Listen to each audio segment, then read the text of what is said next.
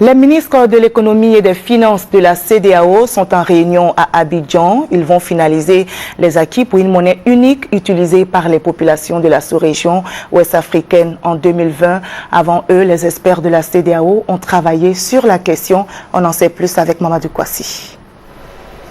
La volonté des chefs d'État de la CEDEAO de créer une monnaie unique pour l'espace communautaire se précise davantage.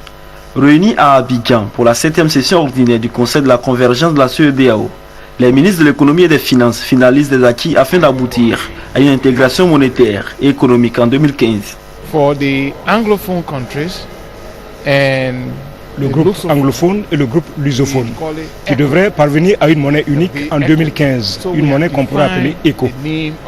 Donc une fois que cette monnaie est atteinte en 2015, il faudra maintenant aspirer à la monnaie unique qui va regrouper le CFA et qui va regrouper l'ECO.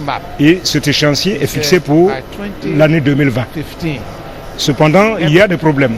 Il y a notamment le problème de savoir quel est le niveau de réserve qu'il faut avoir. Est-ce qu'il faut 5%? Est-ce qu'il faut 20%? Et quel est le seuil du taux de déflation également? Donc ce sont des critères à définir également. La ministre déléguée auprès du Premier ministre, chargée de l'économie et des finances, souhaite que cette intégration soit effective afin de faciliter les échanges et les déplacements dans l'espace communautaire.